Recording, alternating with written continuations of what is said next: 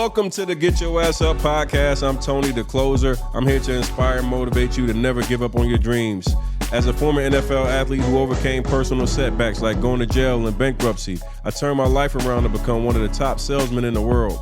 In this podcast, we'll feature celebrity guests, successful entrepreneurs, and my incredible network to give you real-world advice on how to achieve success in all aspects of life. Whether you're looking to build a successful business, achieve financial freedom, or simply need some motivation to keep pushing forward, we've got you covered. Man, we've had amazing celebrity guests on here like Dame Dash, T.I., my boy Joe Hayden and Edgerrin James, Andre Berto, and more, sharing their stories and insights on how to reach their full potential. Listen, so are you ready to get your ass up and achieve your dreams? Hit that subscribe button right now so you never miss an episode of the Get Your Ass Up podcast with me, your boy Tony, the closer. Let's dive in. Let's change your life together. Let's go. All right. This is one of my ones that I've been looking forward to doing, man. I'm a defensive player, so if anybody knows anything about me, you can know I can appreciate a bulldog, somebody to go out there and get it. We got DJ Swearinger on the podcast today. Man, first and foremost, bro, y'all don't realize, like, I've been on this journey of trying to get back into shape.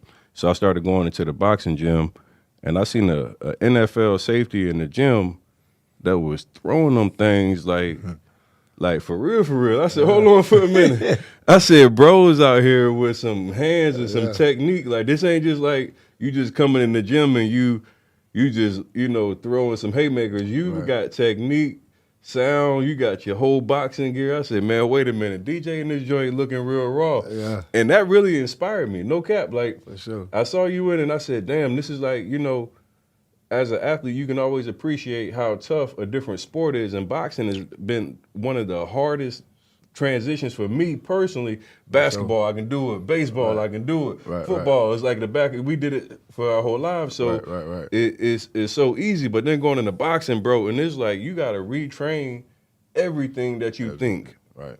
So I go in the boxer gym and I bump into my man DJ Swearinger. I'm like, first off, bro, I respect you. Big fan of a long time, bro. Like, been watching your journey for probably 8+ years at least. For sure. And, one of the things, I'm a fan of defensive players first and foremost. I played linebacker at a very high level in college, made it to the NFL and got released.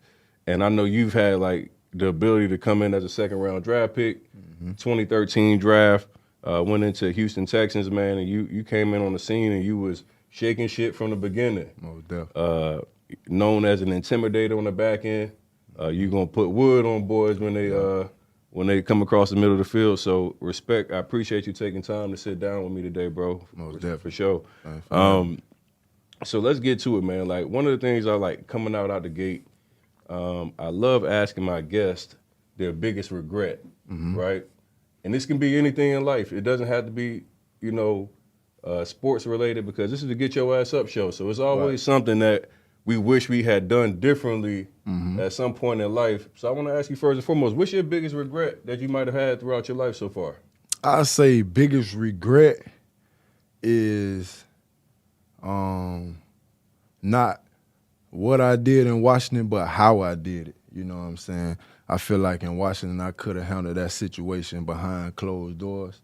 As far as, speaking out to the coaches, I let what was going on behind closed doors get out into the media, so to speak. You know what I'm saying? It was a lot of stuff going on behind closed doors in Washington that I let get to me, and it eventually just spilled out after a game where I'm heated. You know what I'm saying? I've been lied to a few times, and then I just handled it the wrong way.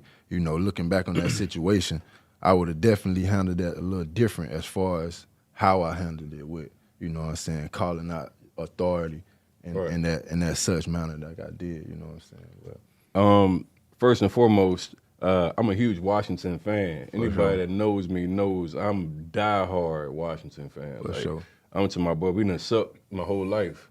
But boy, you was a special spot on that team. For sure. I'm talking about, it's a lot of players that first and foremost come to, the organization with Washington because they've been known to be spenders, right? And they're going to go out and try to get the best talent.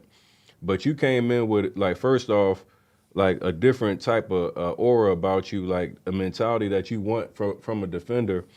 And like I saw you put on a 3-6. Yeah. That's hey. Yeah.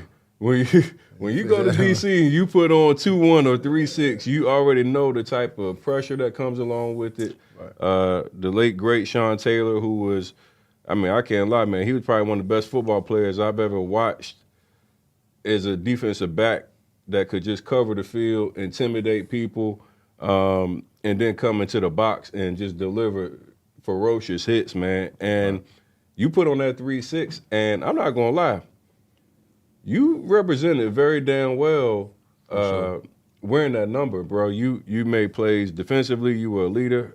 You were actually a captain on the team, right? Yeah. And we were going through, I guess, like one of those years where it just seemed like, for whatever reason, defensively, you guys were just never getting off the field on third down. Yeah. Seemed like every third down was like just a nightmare. You guys could play 2 downs of great football, get the third down, and then you guys were letting other teams convert. And one of the things that I respected about your play was you backed up your talk with your play. For sure. And, you know, a lot of times you hear, you know, the media give these unfair criticisms of athletes because they first off, they ask you things in the heat of the moment. Right. They're going to do that. They catch you when, you know, you're obviously frustrated, and when you care about the game, which is something that we can obviously see from, like, watching you play through the years, man, like, you are extremely passionate. Most definitely. And it seems like, and I'm going to ask you this, like, passionate people are misunderstood. Oh, yeah. Big time. What do you think about that? Like, have you think, like, your emotions have been unfairly used against you in your career? Most definitely. I think with a lot of players that, you know, love the game, you know, they put this stigma on them, you know what I'm saying? They see that they play with a like, you know, I got an aggressive game. I play, like, with my heart on my sleeve. So, and, you know, they kind of label you, put you in a certain box. And, you know, it's, you know, they pump their brakes when they, you know, you get too aggressive on the field. Or, you know, I had coaches in the past in practice just, you know, just think I'm, like, tripping just because I'm competing. But they don't understand that, you know, I'm loving the game. I'm showing my expressions on how I feel within the game. You know what I'm saying? I don't mean no harm to nobody. I want everybody to get better. You know, I love everybody on my team, but when I'm between these lines, bro, we got to get it. And I don't like him.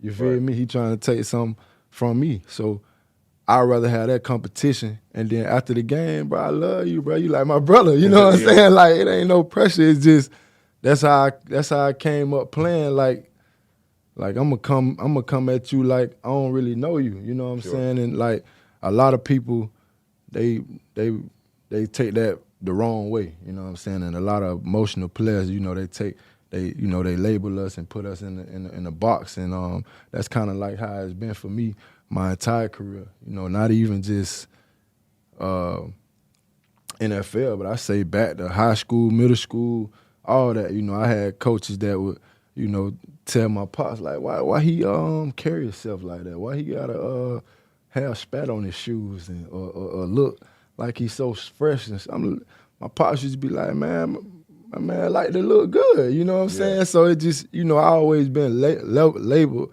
like a different type of player. Right. You know what I'm saying? That were like they just don't really understand my passion. But you can ask any of my teammates, man, I'm going to go to war for them. I love the game like no other. I'm going to watch film more than, you know what I'm saying? Right. Anybody on my team, you know what I'm saying? That's where it kind of went to in Washington. I said that in Washington, like, I probably watched more film than the coaches, which is a true statement, but, you know, you can't really, when I'm in the heat of the battle, you know, you can't really say too much like that. But any coaches on any team will tell you, though, like, they look at that little film marker, they know I'm watching the film probably more than anything. You know what I'm saying? I can remember looking on ESPN or whatever and seeing the Washington Redskins have cut DJ Swearinger. Mm-hmm. And I said, man, what the fuck? Yeah. Like, as a fan, I was like, what the fuck? Yeah. You want to talk about out of one of the most disappointing pieces, like, bro, you were like one of the bright spots. Like, our defense didn't have many bright spots. And I'm talking about from creating turnovers to being active, making tackles. I mean, you were just all over the field. Everything. And you were damn near playing at, like, I would say a fucking Pro Bowl level. Most definitely. In that season. Most definitely. And after the first half, I was first team All Pro after the 8 games. So when did they release you? What They released me a week before the last game. I got released on Christmas Eve. Christmas Eve. Yeah. After the game where we needed to beat Tennessee to make the playoffs. Mm-hmm. You know what I'm saying? We lost that game, and then I said what I said. And it's crazy. I told my mama, you know what I'm saying? I called her right after the little interview. I'm like, Mom, dude, them folks might cut me out there what I said, you know what I'm saying? But I said what I said. I had to get it off my chest. I might not did it the right way, but I kind of got it off my chest a little bit, you know what I'm saying? In the heat of the moment. It was just, you mad. They done lied to you like 3-4 times to your face. It's just, you say some stuff that, you're going to say out of anger. Yeah. Instead of taking a step away and let me ask you a question. Saying something different. So we all know that you're extremely passionate, right? Right. And you obviously, as a professional, right? You get the label of, they're going to ask you some of these questions and you're supposed to be politically correct. Right. We've seen athletes who've decided, like Marshawn or whatever, to just be like, hey, I'm just here so I don't get fined, right. And just to try to say as little as possible to keep from saying the wrong thing in an interview. Do you think that the team should have either better protected you from yourself in that instance, where you weren't interviewed right after the games, or because I think that wasn't the first time that you had? Yeah, it wasn't. It wasn't. It was more like the second or maybe the third time to where I said some stuff that just I'm passionate about. You know what I'm saying? It's really, I'm not trying to shoot at the coaches or nothing, but I'm talking through passion. Right. And, after a game we lose, you know what I'm saying, you're going to have certain stuff you're going to say. So I feel like, to answer your question, yeah, they could have, they might have could have, but, I don't think that's what teams want to do. They want to have a person where it can be a scapegoat. They want to have somebody to where, like, he say the wrong thing, then we're going to blame it on him. You know what I'm saying? Yeah. So I don't think it's their job to kind of do that. Did you feel like in the locker room your teammates understood and respected where you came from with those? Do you think like that was what was best for the team when they made that move, or do you think that was, just organization feeling a way towards you? How do you feel like you were received among you? Because you were a captain. Yeah, I think it was the organization, more organization, because, I felt like everybody on the team, they rock with me heavy. Yeah. You know what I'm saying? To this day, I got teammates on that team. We got long-lasting bonds that last forever. So I definitely don't think it was locker room-wise, you know what I'm saying? But that's the picture they're going to paint. It was more organization-wise and more head coach and me speaking out to the coaches, because it was weeks prior, the coaches was looking at me sideways like, you don't want me here, bro? Like, why you coming at my job? I'm like, Coach, I ain't coming at your job. I'm trying to help you. I'm trying to get everybody to understand that we need to get this thing more together. You know what I'm saying? And like the coaches, when they wasn't seeing what I was trying to say, you know what I'm saying? They was misunderstanding what I was trying to say. And, it was a couple times Jay brought me in, it was like, he put on a little piece of paper like, what is this? Like, you trying to get me fired? I'm like, Coach, I ain't trying to get you fired. I'm like, I'm clearly trying to get the players to really come together to listen to you. You know what I'm saying? It's like, why would I want to get you fired? Like, we in this thing together. I'm really trying to help the team get better. You know what I'm saying? And then it was little stuff like, we'll have a game, we'll win a game, and we'll act like we won the Super Bowl. And I just want to, that just wasn't good with me. I'm just like, bro, we ain't did nothing but win a game. So, like, when we come here to practice next week, we need to up the intensity.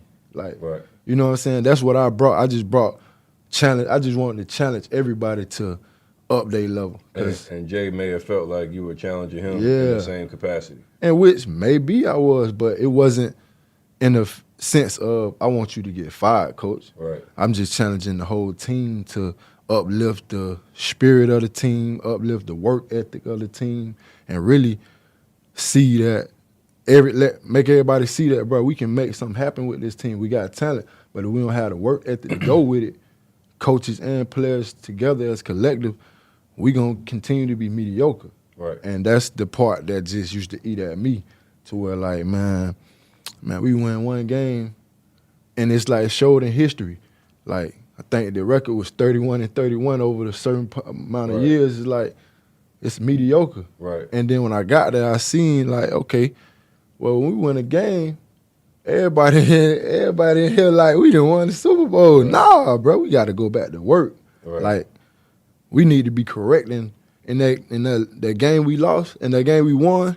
Where are the mistakes that we could have got better? You know what I'm saying? And that's how I looked at it every week. And, you know, I would challenge people. And, you know, the great challenge people. Sure. And you know what I'm saying? And that's something, you know, that I always challenge from my whole life, bro. I always been always been a leader on the team, and I always challenge myself, and I want to challenge others too. So it's very rare that you hear a team have a captain who gets released, right? That's something that I don't think I can remember ever, unless it was something that was like somebody went and committed domestic violence. For sure. You know, something crazy. For sure. I mean, a couple things. What type of deal did you have in Washington, contract wise? It was a 3-year deal, man. It was I had a 3-year deal. I got it was 3 for $13.5. Mm-hmm. I got it was 9 guaranteed. Got like $6 million signing bonus. So you were in what, year 2? Year 2, and then I got released. Arizona picked up my contract. Okay. So I was able to end up getting my contract thanks to Arizona, you know what I'm saying? But, you know, them folks, if Arizona wouldn't have picked me up, that would have been, you feel me, I wouldn't have got the last part of my deal. Right. But I ended up getting the last part of the 3 years because Arizona picked me up. Tell me your favorite moment in Washington when you were there. Favorite moment in Washington? I got to say Monday night when we beat the Raiders. Mm-hmm. Because that was like a felt game to where like the Raiders was so hyped. Mm-hmm. I used to have meetings on Mondays with the entire defense. As far as like we meet up, we watch film together. We set our intentions and goals for the week, and then I'm basically like everybody was turned on the Raiders. Like they got this powerhouse offense. I'm just like, bro. Man, you gonna fuck the Raiders, bro. Like, you know what I'm saying? Like, bro, I'm telling these boys on Monday, I'm like, bro, we gonna whoop their ass. Mm-hmm. And then I told them, I'm like, bro, I'm gonna catch Marshawn, I'm gonna thump his ass. Like, you fucked him up too. And like, you know what's crazy, man? Like, you see, like when I go back and look at my pregame, like speech, mm-hmm. Like you see the passion, you see, like that's the real passion. You know what I'm saying that I brought. It might be raw and uncut, it may be a little, you know what I'm saying, rough on the edges, but that's the passion I played with. Right. And everybody felt that, you know what I'm saying? Everybody fed off of that, you know what I'm saying? And that, we went out there, offense, defense, we balled. Defense didn't give up nothing. We had like 5 turnovers. Offense balled, and we whooped their ass. And like that was shot sort you of, had on Marshawn, dog. Yeah, and I caught his ass. That was a big boy shot. Yeah. And you know, Marshawn known for punishing defensive backs, man. He is known. That's my for, favorite running back, bro. You feel me? So that's let me that's why that means so much. I know you got your lick off on him. Uh-huh. But do you really want to realistically see Marshawn in the open field? I did. Yeah. I really did, bro, because you know when you growing up, you see like AP and Marshawn, I play running back, you know what I'm saying? So them were the guys. So it's like, bro, I'm ready to play AP and I'm ready to play Marshawn. I need to see, like, I'm here now too. They put their pants on like me. So I need to figure it out. Like, okay, what it's looking like? You know what I'm saying? Can I put you up on my wall, like not as a fan, but as me hitting you, or you gonna get me? You know what I'm saying? It's like, And I felt like I was ready for that. You know what I'm saying? Bro, you had the perfect angle. Perfect angle. Everything. Yeah. And then it just, I felt it, you feel me? Shoulder was rocking for the next 2 weeks, but hey, I got my lick though, you know what I'm saying? That was a good stick. Yeah.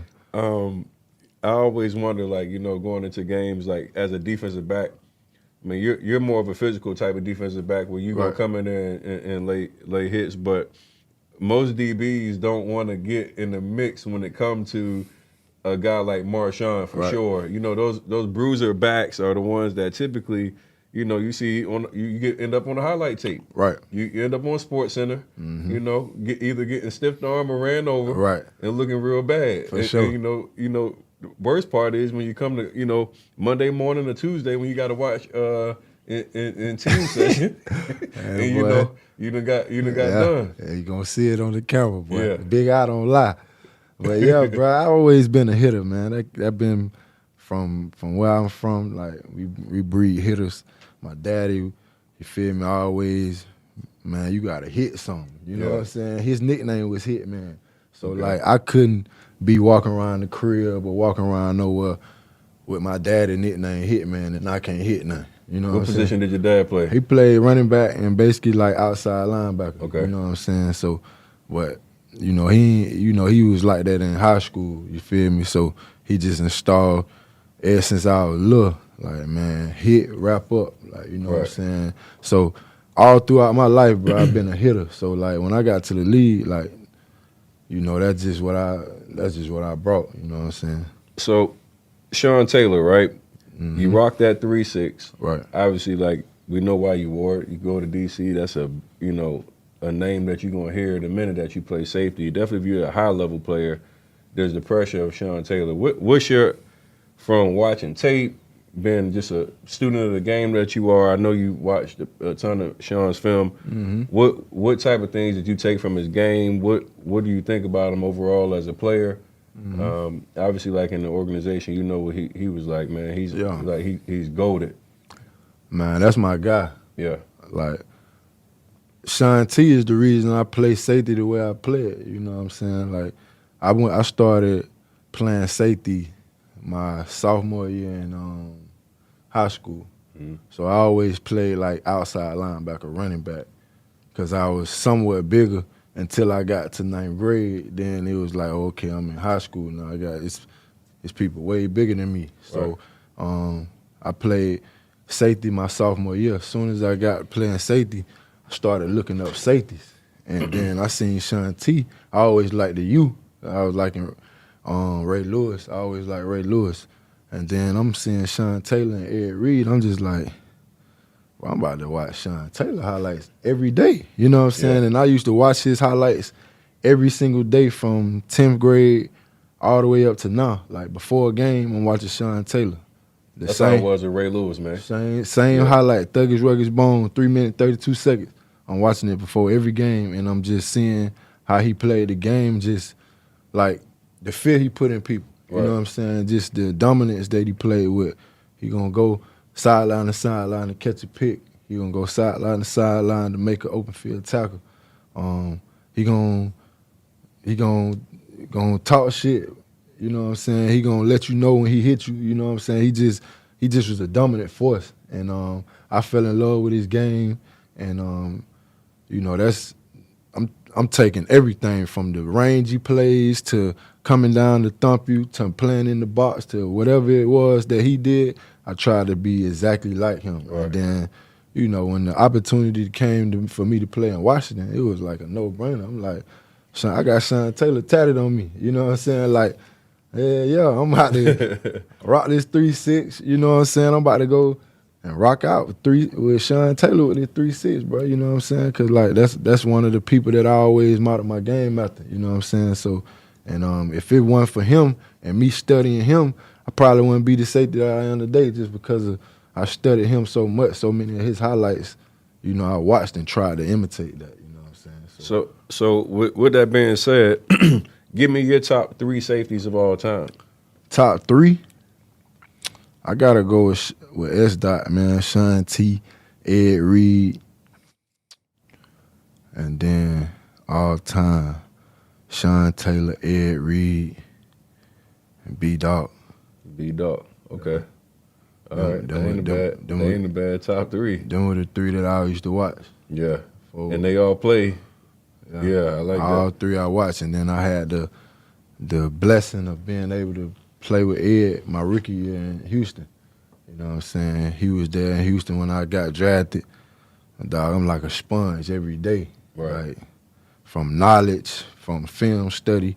Like, I always watch film, but, like, when you getting it from Ed, it's a whole different ball game. Like, Right. you know what I'm saying? Me and Stephon in college, we always watched film because we watched Ed and Ray Lewis highlights and stuff in college trying to be like, man, what them boys doing so we can try to be that. So we would get in the cold tub, we would watch film extra in college. But when I got to the league and seen how Ed did it, like, it's very, like, it's different. It's like you watching offensive linemen, he watching your feet, he watching the splits, he watching down the distance, splits on down the distance, he watching personnel, like he breaking it down in every single category to where it's like, okay, I see what I'm looking at now. Like, because if you can watch, a lot of people can watch film and just be like, man, it's getting boring, bro. I don't know what I'm looking at. But if you break it down like Ed did, which I took everything that he was giving me, like, it just made ball easier. And you understood why he made so many plays, because he taking educated guesses off film. Right. You know what I'm saying? I'm going to tell you a cool story, right? So 2008, I come to Miami. I'm training with DJ Williams. Yeah. It was dog, too. John Vilma, Ed Reed, they all over at the U. So I get to go to the U and work out with them one day. And I'm hearing Ed Reed tell a story of being in the game playing against the Colts. And Peyton Manning's back there. And, you know, just the same thing that you were describing with Ed being super knowledgeable on, like, how linemen are set, like personnel, etc. Yeah. He was talking about he was trying to disguise his blitz. And, you know, how he was trying to hold it for a long time so, you know, Peyton wouldn't make any adjustments off him giving the tail. Right. And he said he ended up cocking his toe inside, and Peyton stood back, pointed at his feet, and was like, he did a whole check and the play out. and like, you know, when you talk about like the great ones of the game, and even hear Ed share this story, it was so cool to hear just the small details and how much it means in the grand scheme of the game, and how those little cues make so much of a difference in the game to give you the ability to take an educated guess and go jump a route, or go, you know, or go, you know, hit a gap because you're expecting, you know, a play from study. And I'm like, you know, I love that part of the game because most people don't really get that deep into the studying of film and looking at, is a lineman heavy? Is he light? You know, is he pulling? Is he giving you a tail? And hear Ed describe how Peyton, you know, picked up on him just cocking his foot in. Right. And you know, hearing DJ and all the guys like, man, being like, damn, bro, like it, you know, you got to be perfect when you play against somebody of that, you know, stature because they watch all your tails. Right. And it, you know, I guess Ed had the tail of like he would cock his foot before he blitzed. Right. And Peyton picked it up. So I love those high level type conversations, man, when we get into talking about the game, because certain people, they're naturally gifted. So they give you what naturally God has given them on the field. Right. And then you have these naturally gifted people that actually take the time to go above and beyond and study the game and know how to position yourself. And I think that's super dope that you like were able to get with Ed early in your career. Right. You come into Texas, the Texans with Ed Reed. I forgot that he was even there. Yep. You guys also had Clowney, right? He came the next year. He got year drafted after. the next year. But I had some vets, man. I had Ed, Jonathan Joseph, played 15 I know years. JJ. Yeah. Kareem Jackson still playing for Denver. He in year 13. Danielle Manning, he was in year 8 at the time. And then I had Brian Cushing. I remember him, yeah. J.J. Watt was all everything. Was he? Was it? Those were the years JJ was going crazy, He was right? going crazy, bro. Yeah. You know what I'm He saying? was So going crazy. we had a squad, but you know it was crazy, bro. We went 2-14 because we Why didn't is have that? the chemistry. I about to say, how could a team with that much talent go 2-14? Like, man, I learned that early in my career, man. Talent don't matter about talent in the NFL. It matter about the camaraderie of the team, like the coaches being able to get responses from their leaders and being able to play together. And your quarterback got to make some plays. Right. You know what I'm saying? Like, it matter about your quarterback being that guy and being on the same level with the head coach, and your team being on the same page and having that chemistry that we can go anywhere together, rock out outside of the building, because it just make that bond that much better when we inside the building. And I don't think we really had that year. We went 2-14. I'm talking about we started off, you know, Matt Shaw through like, man, I'm talking first 4-5 games, we had 7 pick sixes. And I'm like, bruh, we win the first 2 games of the season and lose 14 straight. You know how hard that is? After them boys just came off a playoff year, they was 12-4. Mm-hmm. And we get Ed, and the same offense and go 2-14. You know, like that's hard to do. You know what I'm saying? But our coach Kubiak got sick. You know what I'm saying? So he was dealing with some heart issues that played a role in, you know, some play calling. But we lost 14 straight, and we was the number 1 defense for 10 weeks straight. How frustrating was that? Man, you know it's crazy, man. My guy, man, Wade Phillips used to come in every week. Well, guys, we still number 1 defense. We like, bro, we ain't trying to hear that. Like, bro, we just gotta have whooped again by 3 points. Every game, 3 points, 2 points, by less than the field goal. After like week 10, we just like, bro.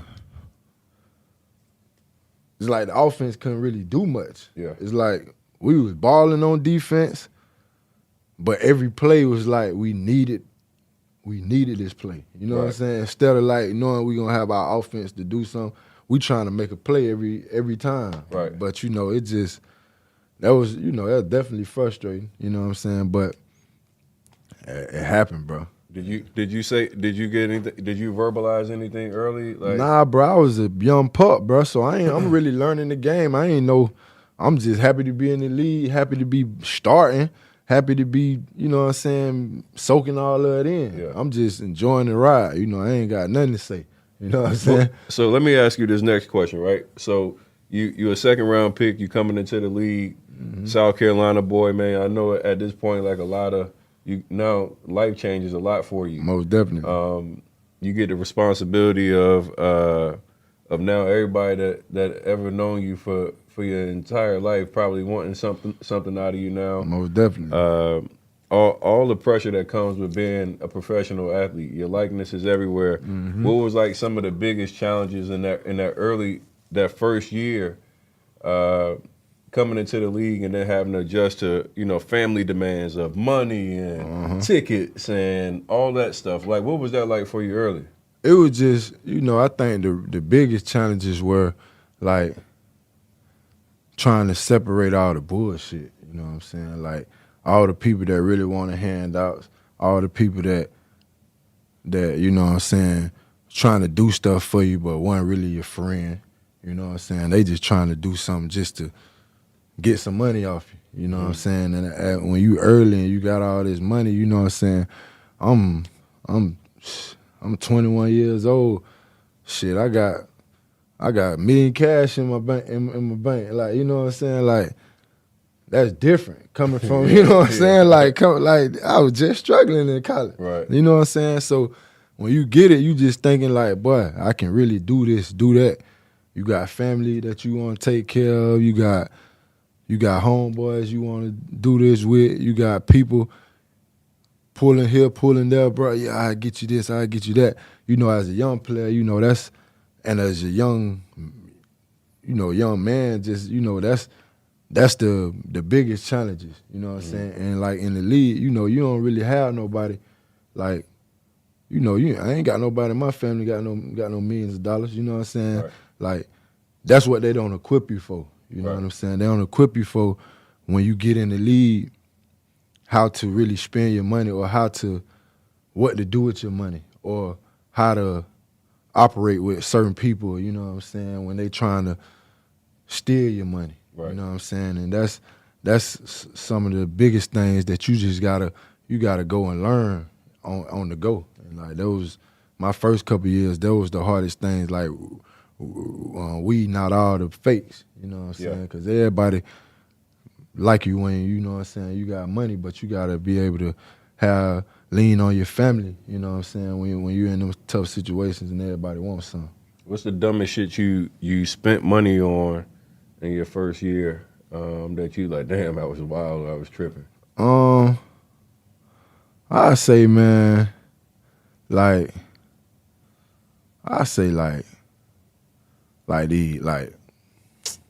tricking out this truck. Like, man, they tried me with this little truck, man. Like, man, I was dealing with some people that I wasn't even supposed to be dealing with, like fake people. You feel me? Fakes. Like, got these people like they pimping out my truck, and I really got 3 cars at the time. Don't need 3 cars. You feel me? I got a BMW, Range, and I then got another truck. You feel me? And see, that's the thing. Like when you get in the game, you just getting some money, but you looking up to guys like J. Joe and K. Jack. Them boys seasoned in the game. They got money. They got real money. We got the play. We got some millions, but that's play money compared to what they doing. You know what I'm saying? So you look at them, you like, well, I need to get such and such. J. Joe got it, but you can't even like if you young, bro. You can't. You gotta stay in your lane. Yeah. You know what I'm saying? So I end up getting this truck, bro, and then the folks try to play me, try to overcharge me, talking about 20 bands. So you know, end up. I'm like, bro, I ain't paying. Like, then they tried me on some whole other, we need 10 cash. Like, bro, I ain't got 10 cash, bro. I'm going to wire you. I'm going to swipe a card. So they end up putting my business all out there saying I stole my truck and all type of shit. But, like, that was the dumbest shit I spent my shit on, like pimping out a truck for 20 bands. Mm-hmm. You feel me? I already done paid, like, 60, 70 for it. Then I put another 20 in it. So, and then end up selling the truck. So it's just like, just trying to do too much, bro.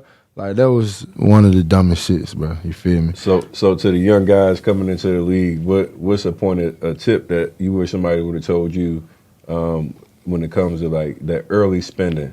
Yeah. I say, man, if I could go back, I say,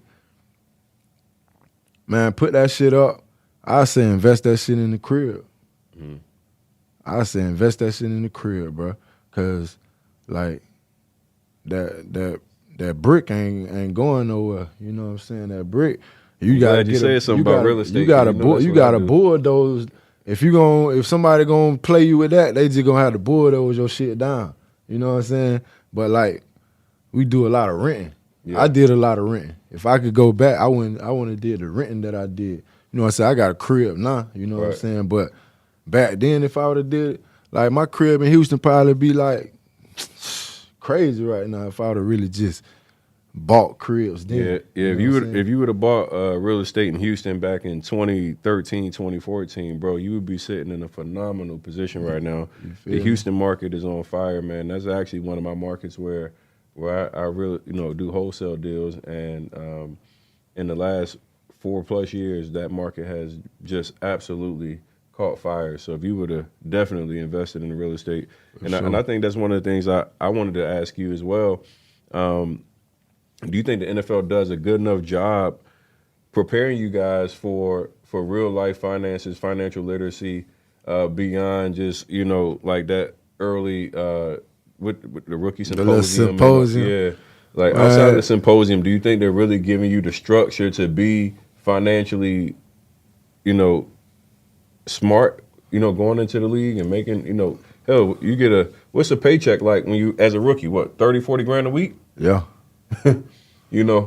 What's Are you prepared to be able to get in that type of money over and over again? Are they giving you the tools to be knowing how you best use your money?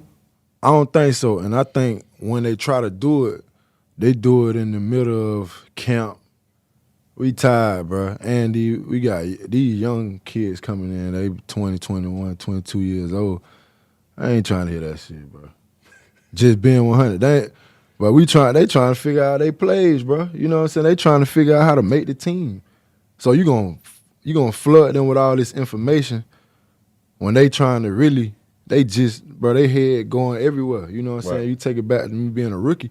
Like, bro, your head spinning until like year 3, 4. You know what I'm saying? Year 1 and 2, you still trying to figure it out. Year 3, you kind of get a glimpse, but you don't really figure it out till the end of year 3 and into year 4.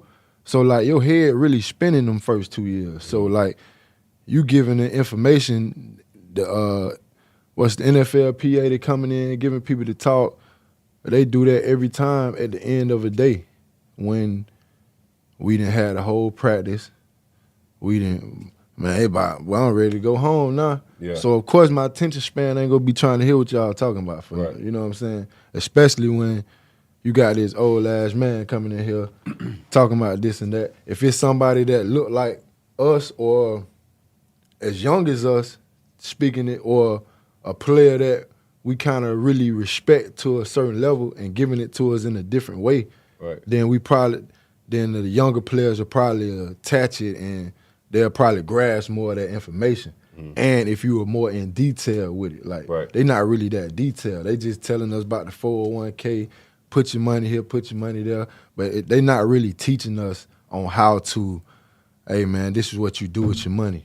This is how you do this. This is how you do that. They don't have the real structure of really being detailed with it. Right.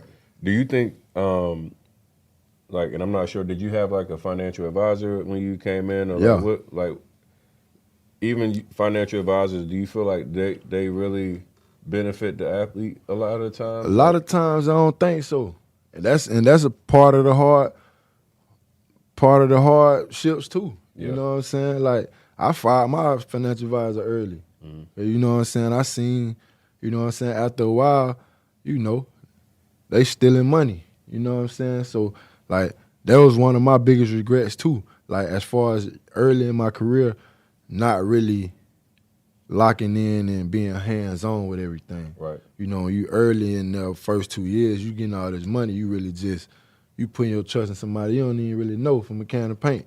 Right. You just done had a month or 2 months of conversating with them, you know what I'm saying? And when you coming in, you got agents coming at you, you got financial advisors coming at you, you got family coming at you. You don't, like, bro, you got so much, you still this little kid that's just really playing football. You know what I'm saying? You ain't really thinking about the real life stuff. So I think that's the hard part as being young. We still children in it because we playing a children's game that we didn't play it for so long. Yeah. But the transition is, bro, you got to be a man now. And we still stuck in that dream like, boy, I done made it to the league. Boy, I'm dreaming now.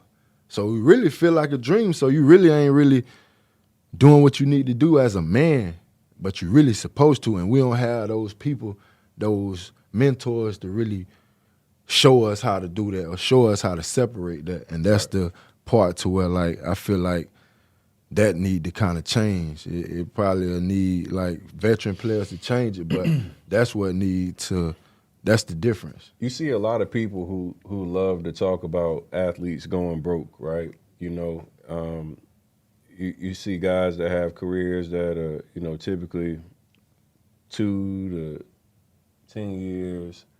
And, a lot of people, look at us as athletes or whatever, and they say, hey, you guys go broke and you blow all your money. Right. And there's no real understanding of, like, the amount of hands that touch your money, right, whether it be your agent, your financial advisor, then you taking care of family and friends and buying tickets and all these different things that, that come with the process.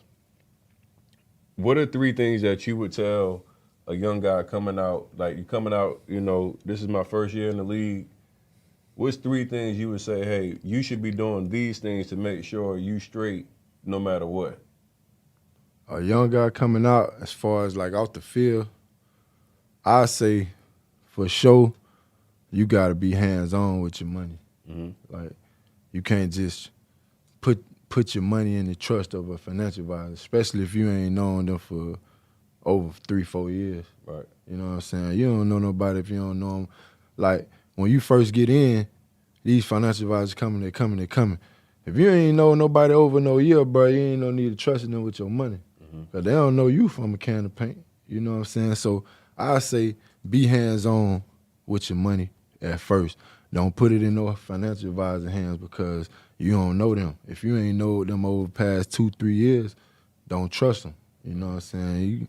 You can't trust nobody with your money. Right. So, you know what I'm saying? I say be hands-on with your money for one. For two, man, you can say no. You know what I'm saying? It's, you know what I'm saying? Say no. It's I love that one. Say no. It's a, yes, it's expensive.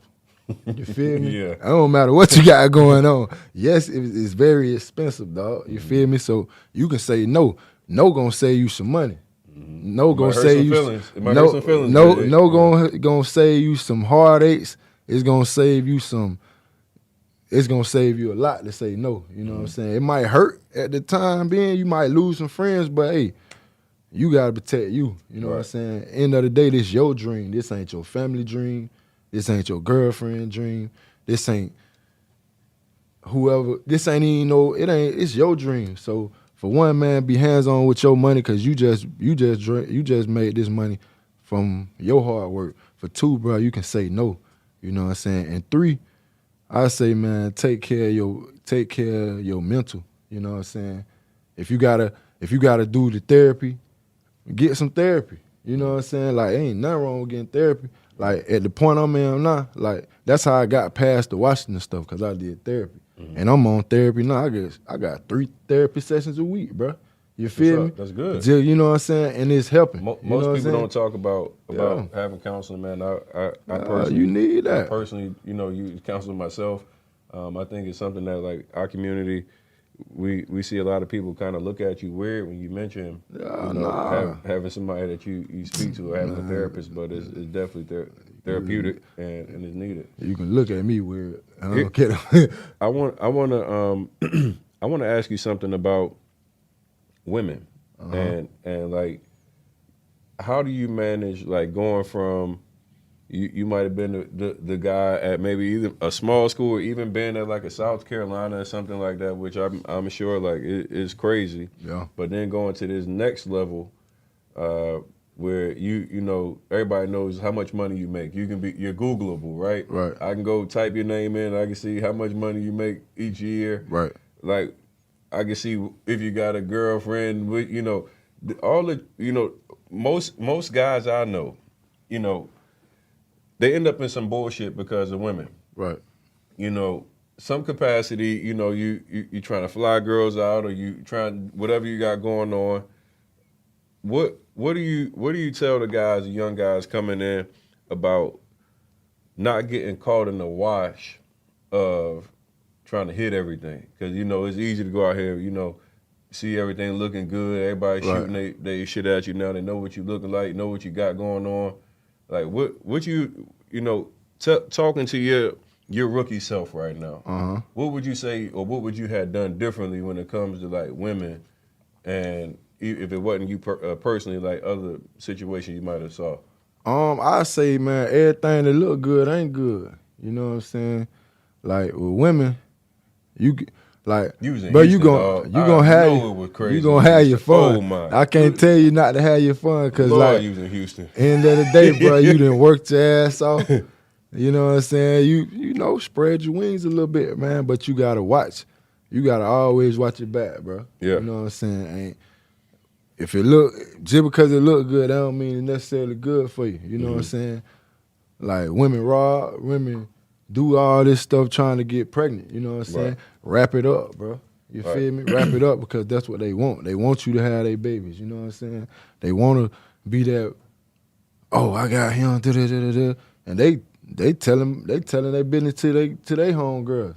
So if you don't want to be out here in these streets, bro, just stick to yourself, man. Have your fun, make sure you wrap it up and make sure you ain't out here all trying to do 5, 10 females a week, you know what I'm saying? Like you just, it ain't go, because it's especially if you balling, bro. Like you ain't gonna be able to focus, bro. You know what I'm saying? If you doing all that. Let's keep it a buck, man. You know what it's like when I wasn't even a big name player on the team. For sure, bro. When I signed to Seattle, I'm gonna leave the other guys out. I ain't even gonna mention their names. Yeah. But I go out one night. It's hard to say the story without saying everybody's name, but we go out, man. It's a lot of guys that first round draft picks. You know how sure. I'm an undrafted free agent. And they flocking. Nigga, I'm in there like you would have thought I was a first round draft pick. Yeah, that's how it gonna be. I'm talking about we go to the club and when we get to the front door, my man got us. We in the limo. We hop out the limo. You know, they open up the VIP line for us. I'm grabbing girls out the line like, you. Come on, slide with us, baby. And you. I ain't got no money. They just like to see they like to feel like they doing something though. But let me tell you how crazy the story was, right? So, I'll be trying to keep people's names out of it. But we had this club, and man, I'm hyped. I'm in there. We in Seattle. Like Seattle got a couple little vixen, playboy, looking type chicks, and I'm feeling myself in the club. I done finally made it. I was undrafted. It took me like 6 months to get signed, but when we out, like nigga, I done made it. Like I'm here, and we out here partying. I got a couple girls that done came to the table. I done pulled as we was coming into the club. Yeah. I'm in the club next to I'm kissing the chick in the club. Yeah. And the niggas is laughing at me. They like, this nigga, wow, he crazy. And it was funny because I wasn't a drinker. Yeah. But being in the limo I was in, niggas basically peer pressure niggas like these niggas was real drinkers, man. And niggas was like, nah, fuck that. Everybody drinking. Yeah, you gonna drink some tonight. Everybody drinking. So I'm in this party, man, and the girl was talking to me or whatever, and I said something to her, but it kind of offended her, I guess, because she was like, you just a rookie. Yeah. Like I said, damn, shorty done looked me up. They tried you. But the next day in the locker room, like, the niggas was laughing at me because they was like, yo, Tone was in there kissing the John, da-da-da-da-da. Yeah. And a couple niggas knocked the bitch down. Been on through there. Yeah, they done all been, I'm like, oh, man. So that was my, like, sold out moment where, I was hype as hell in the club. Of course, I got mine. So I said, hey, look, she's on everybody's list now, damn it, because I want to knock her down too. But I could just, even as this undrafted free agent, the amount of love that you get, people have just to be around. Right. Just, bro, like, we got Sean Alexander's and all these big name guys, Walter Jones, we had some dogs. And this is back when, we had Hasselback and all the guys where the Seahawks they was popping. Yeah, they were rocking back. So in that area, bro, like if you go out in Bellevue or something like that, bro, it got dreads, they like, oh, this nigga he on the team. They know, like he on the team. You play for the Hawks. Yeah. So it was so easy to be able to get a girl and be able to do your thing. But you also, it's like that distraction for so many niggas because I know a lot of my guys that came in with me, now it was like, how many of these I can knock down every day? Right. Like, bro, dudes trying to knock 3-4 shorties down a day, and it's like a competition, like how we are. We compete at everything. Competing at everything. Like and like most people don't understand it, but it's like now we like this little dog is just out, and it's like your focus can't really be what your focus needs to be if you just try to knock down shit, and then you just try to strike every day. Right.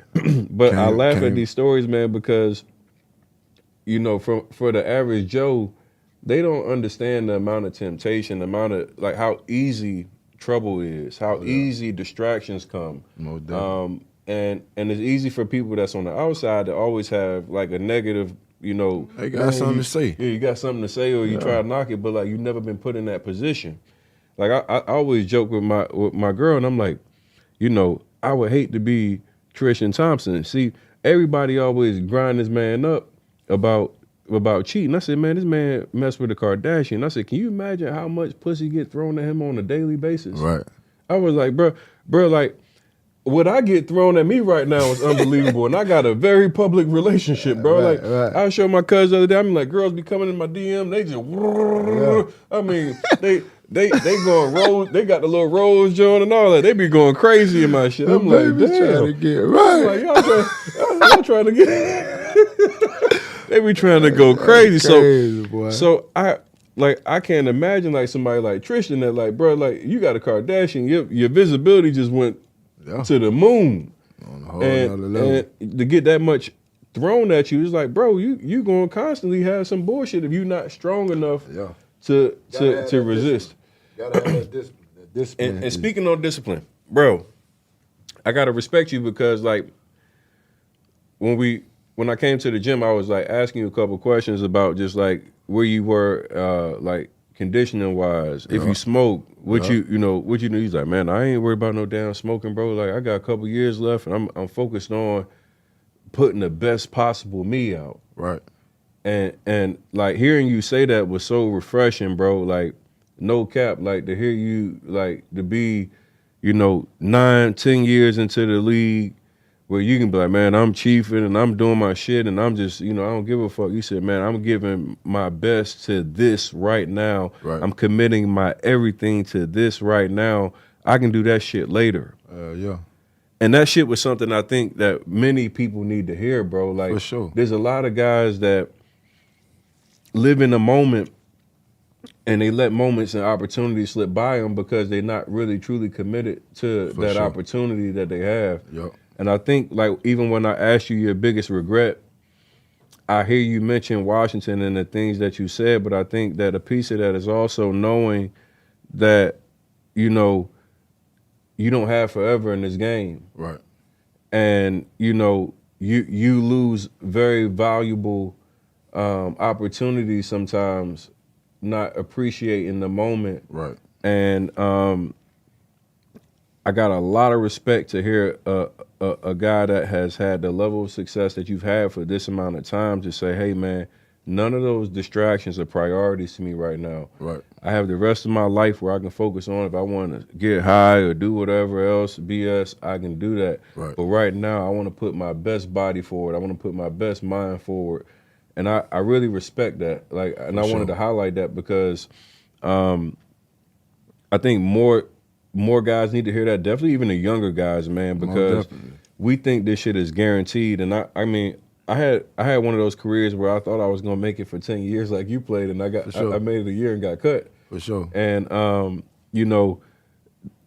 I wish I would have had the opportunity to do a couple things differently. For sure. I wish I would have, and we don't like living with the regret, right? Right. Of saying, hey, damn, if I would have just shut the fuck up, because what most people don't realize is when I got the call that I was getting released, Will Lewis, pro personnel, director, they let me know what was going on.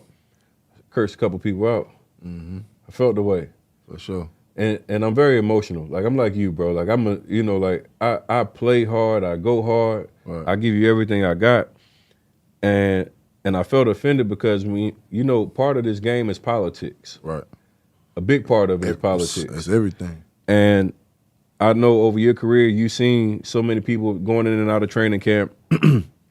Some guys getting released that probably were better than other guys that could have, they should have probably made the team, but because they went to a smaller school or they didn't have some connection in some capacity, they were released. Right.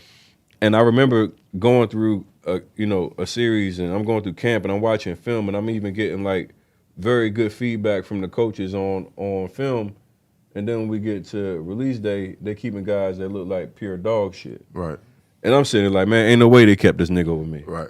And it kind of made me a hater in a bit. Like, because now I'm looking at games and I'm like, that dude not even better than me, bro. It was hard for me to even watch the game sometimes because it's like, I'm watching dudes that I'm either competed against or I know I'm better than, and they getting opportunities that I feel like I should be able to have. Right. Have you felt that way, in your career where you looking at guys that you felt like politically have got an opportunity and you sitting back like, bro, man, that man can't hold my jock strap. For sure. You definitely, I say in the past, since year 8, I think that's been going on a lot, but you know, I've understood that at the end of the day, it's a lot of politics, it's business, and I'm at a point now to where like my partners will hit me up like, "Well, you see who just got signed?" You should.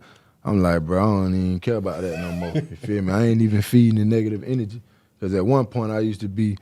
It'll make you be like, bro, I got 17 career picks, man. I ain't got but 2 picks.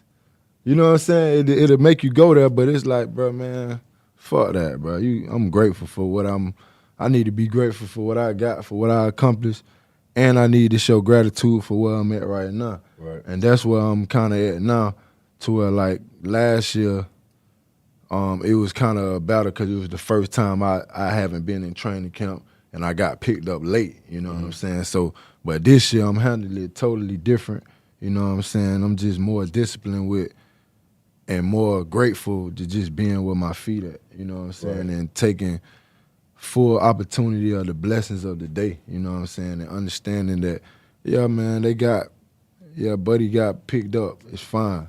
My calling go come when it's supposed to come, you know what I'm saying? I'm where I'm at right now because maybe I'm supposed to be getting my mental right. Maybe I'm supposed to be doing something else with my kids. Maybe I'm supposed to be doing whatever I'm doing right now because that's what God want me to do. And I need to get myself right in order for me to next time, soon as I get this call, I'm gonna really know how to handle it instead of not knowing how to handle it or rushing myself into it, you know what I'm saying? Like, so that's where a lot of the discipline come in that, but just because I'm just taking advantage of bettering myself as a man, you know what I'm saying? Football easy, you know what I'm saying? So, but like the transition of having to like working on yourself as a man, working on your mental, working on therapy, working on discipline and sacrifice, those things right there, you can't really buy that. You know what I'm saying? That's stuff that's going, I'm a 10, 15 years from now, I'm gonna look back and be like, yeah, bro, I sacrificed this. That's why I'm in the position now, because I was able to sacrifice this. I was disciplined in this area, and it helped me as a man, not as it's gonna help if you working on yourself as a man. It's gonna help every aspect of your life. You know what I'm saying? Not just football or business or whatever you're doing. It's just gonna help you as a man, just because you know who you are inside. And I know a lot of football players, they don't really know who they are because they let football define them. You know what I'm saying? And like, I'm at a point to where like, bro, I'm working on me. You know what I'm saying? I'm doing everything I can to work on myself as a man. And that, I know I'm going to put the work in for football. I'm going to be the best I can be for football. But as a man, discipline, sacrifice, you know, those are the two things that I'm harping on right now to continue to bring success to me as a man and know who I am as a man. So that's big for me right now. That's what's up. Let's talk a little bit about your upbringing, man. Like, For sure. You're a South Carolina boy. Yeah. Did you grow up both mom and dad, or what was your Yeah, so man, I was a high school baby. So my dude's pops had me in high school. I lived with my granny. Basically like around Aiken, South Carolina. It's like Johnston, Edgefield, like Aiken. A lot of people might know Aiken.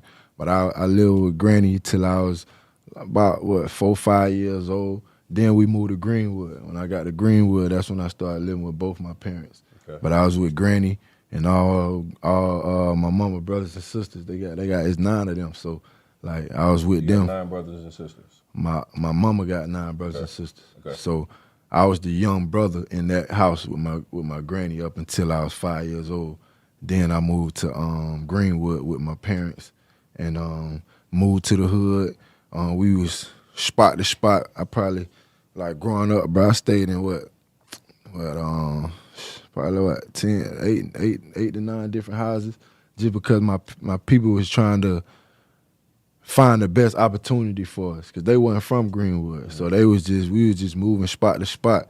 You know what I'm saying? I never stayed in the crib more than 2 years until I got to high school. You know what I'm saying? Just because Mondoose then was trying to figure it out, give us the best environment to really thrive as kids, you know what I'm saying? So, but I did have both of them. So that was the plus for me, you know what I'm saying? Never seen the struggle because I knew it was a struggle, but it didn't feel like no struggle because everybody come to my crib. I know my homeboys, they ain't got both their parents, you know what I'm saying? But they come to my crib, everybody is all welcome in arms because I got both my parents, you know what I'm saying? So, but I seen the struggles of, you know what I'm saying, my homeboys not having their daddy or my closest partner losing his mama early, you know what I'm saying? So, but yeah, man, Greenwood boy, little sister, older sister, every sport, dog, played every sport.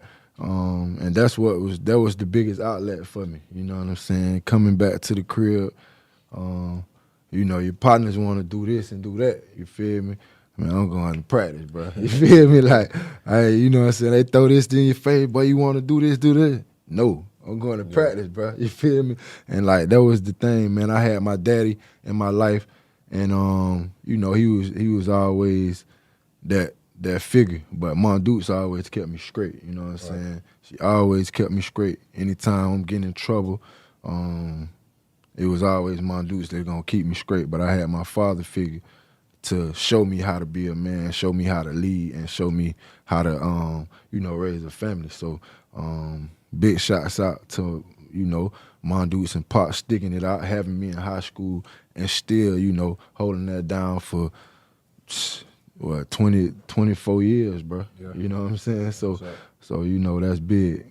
Well, like, growing up, you know, obviously you said it was a little tough. You were house to house, you know, a couple of years at a time. And being in South Carolina, like, you know, obviously there's a lot going on. There's the, you know, I know you said the hood part that you're dealing with, being in the hood, and you know, South Carolina is also known for racism. All that. And all that. Like, what kept you on the straight and narrow, or how did you avoid, you know, getting in trouble, getting caught up, man? Because, you know, like a lot of guys that are ascending to greatness, they typically have to avoid, you know, setbacks and stuff like that. What really was it? Family just really keeping you grounded? I think I had scares in middle school. Like, man, I had some scares in middle school where them boys come through. We get in a couple fights. I'm running with this squad, running with the hood, and then we get in this little fight. You feel me? 12 come to the school, lock us up. You feel me? Basically put us in handcuffs. Like, y'all going to jail. Da-da-da-da-da-da-da-da. And then they don't really take us to jail, but they really like, we know we did it, and you feel me? They putting us in, you know, you get that intercom call, hey, I need such and such and such and such to the school. When you get there, you see police, you like, they said you did it. I'm like, oh, no. Nah, you going to jail. I'm like, oh, no. Then when my pops come to the school, it's like, shh, oh, hell no, I'm tripping. No, so it was kind of a scare. And then we moved out of that situation. We moved from the east side of Greenwood to the north side of Greenwood my 10th grade year. Yeah. And that was the biggest thing that helped me because I ain't walking outside and I can go down the street and get into some shit. Yeah. You know what I'm saying? It was my mama them sacrificing. They was working their ass off, Pop working 3 jobs, Mondoose working 2 jobs. Like they did it to where they got us out of a situation to where like I ain't have to do that no more. So when I got to high school, I was able to really focus. Like I ain't gotta, like I'm 10 minutes from the hood now. You know what I'm saying? So I ain't even gotta deal with none of that. Moving out of the distractions is important, man. And that's what happened for me. You feel me? What was I? 13, 14 years old. I was living in North Philly. Moved down to North Carolina. Yeah. And you know, I grew up. I mean, in it, like you know, in the shit. Yeah. And it's nothing to walk to school. You see any and everything. You see drug transfer, drug deals, everything happening. You see crack vials on the ground. I mean, North Philly was extremely rough. And And you know, like that relocation, I think is everything because when everything. I went down south, I was able to see a different type of world, man. And sure. you know, I look at like drill rap right now, man. I looked at early this morning. I saw Quando Rondo. Yeah. He got shot, and then he had one of his buddies that was with him lost his life. Yeah. And I see so many of these guys, man, who seem to get caught in the lifestyle of running with their friends and those neighborhoods or whatever it might be, to the point to where it is like it's life. You losing your life over, and you losing opportunity, man. So many guys that got great opportunities in front of them, and it's like you just can't get out the way of like your area, your situation, man. I did an interview with King Von a week before he passed away. Word.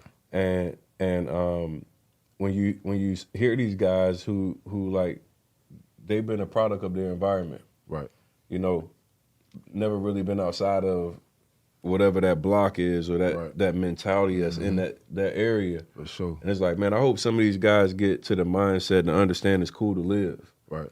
And it's cool to make decisions that give you longevity. For sure. And it's cool to move out of that. It don't make you soft. Nah. Sometimes like your environment is only there to trap you. For sure. Like, and I think a lot of people don't respect that these traps have been set strategically for hundreds of years. Yeah, like to fail, you know what I mean? like it's there for you to it's there for you to fall off. It's there for you to lose everything that you got. Right. I mean, even I don't think it's an accident that, you know, to hear you say that you guys are getting, you know, education on financial literacy at the end of days when you're tired. Right. I don't think that's by accident. Right. I don't think that these teams aren't smart enough to, you know, be able to put you guys in better situations to be financially equipped. But I think there's just enough, give you just enough to be able to say we did it. Yeah, and we then gave unless it to you you. fall on your face Right. if you mess up. And man, I like talking to the youth and just giving you real actionable shit, stuff that can change your life. For me personally, it was real estate. 2016, I decided I was going to go full force into real estate, and at the time, my life was fucked up. I had just got out of jail. I was going through a bankruptcy, repossessions, everything. Like everything was messed up, and I was sat down with my dad, who my dad had been in real estate for like 20 plus years at the time. For sure. And you know, it wasn't the cool thing, man. To me, football was the cool thing, right? Right. So, you know, my focus was like, all right, I'm gonna be an athlete. I'm gonna be locked into football. And little did I know, I'm like, damn, my dad making more money than all the damn football players. For sure. Hey, look, he ain't going out here beating himself up. He ain't having to go through all the trauma and all these different things that we go through. And it ain't no, you know, it's just a different, what's the name? But it doesn't look flashy. It's not cool. Right.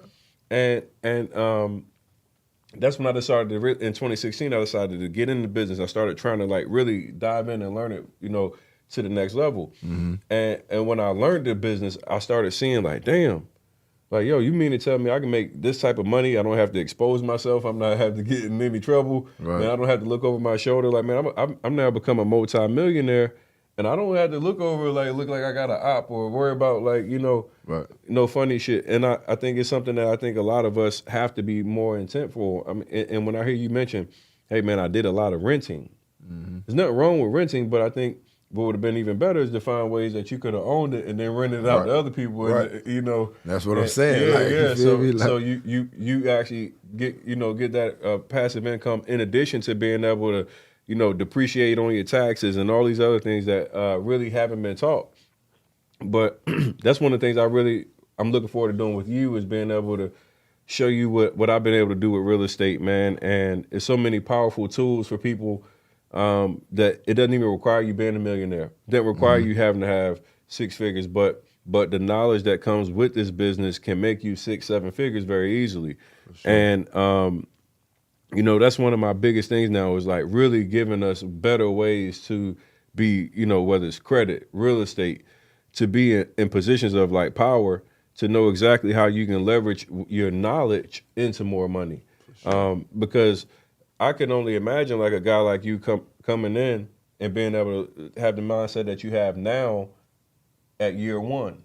Right. Like, you know, because when I talk to you, I can hear a whole, your mind, your thoughts are more clear. Your understanding of where you want to be at is more clear. Right. So when you say, hey, look, man, yo, I don't care about smoking. I don't care about my body right now, and what I'm putting in my body is going to only give me what I'm going to be putting on this field. Right. Like the best, I'm going to be able to put the best out here for, you know, then after that, whatever. But right now, you know, your focus is on that. So taking information to be able to say, yo, now that I've been educated, now I can go out here and I can say, all right, I can confidently go make money that now I don't have to worry about, you know, beating my body up anymore or depending on having to go and get a next check, because there's so many guys that they gotta go. They done made a couple mil, but now they can't wait for the season to get back because they done fucked up all the money.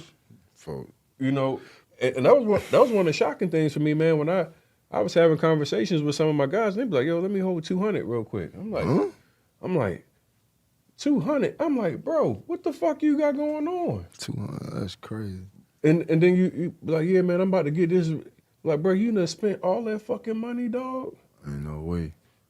But I think it goes to, you know, first off, if you got that type of money coming in and you're not knowing how to actually have other money to offset that, or having other streams of income coming in that can offset some of your expenses, man, that shit just get out of whack real fast. Right.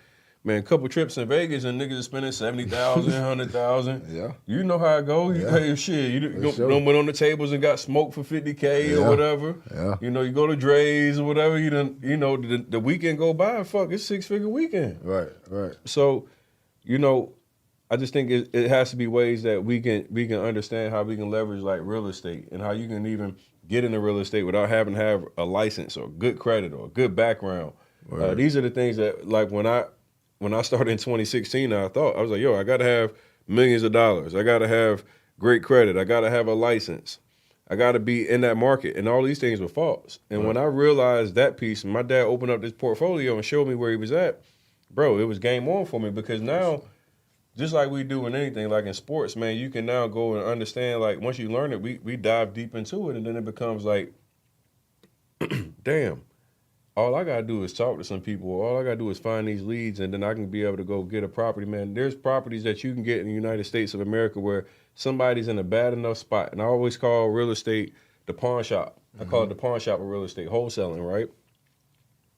See, people associate real estate with a couple of different things, right? First and foremost, you hear people who have the houses that are already ready and is ready for a realtor to go and sell their house. That's not who we want to market to. That person got their shit all together. They're not who we want to talk to. We want to be talking to people who are going through shit in life. The reality in real estate and the reality in life is something happens every single day. Somebody is going through a foreclosure, a bankruptcy, a breakup, a divorce. Somebody's passed away.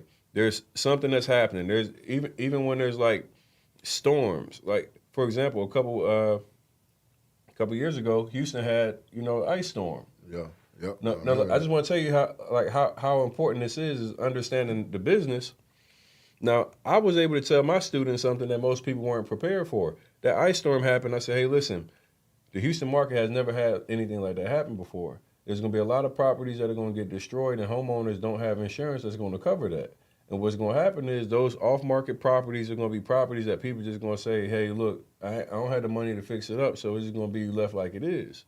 Now we can go to them, and they now fit this motivated seller model that we want to talk to. People that don't give a shit about the property because it's not in the shape or it needs to be taken care of, and they willing to sell it for less. Right. So a house that might need $20,000, $30,000 worth of work, we go now and we can go get that and put it on the contract for a discount. And then we go and sell it to an investor who's going to be willing to do all the work. And you just play the middleman. And that's the best piece about real estate, is that you don't always need capital. And that was the thing that really turned me up, is like, I found out I don't need to have the money. Right. And when I found out, hey, look, I don't have to have the money and I can play the middleman and be making $20,000, $30,000 in a deal as the middleman, I was like, oh, this is game on.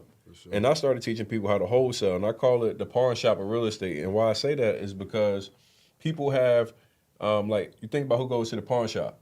somebody needs money quickly. Crackheads, people that done stolen something, they trying to like get it off real fast, right? But they what typically what happens is these are people that are willing to sell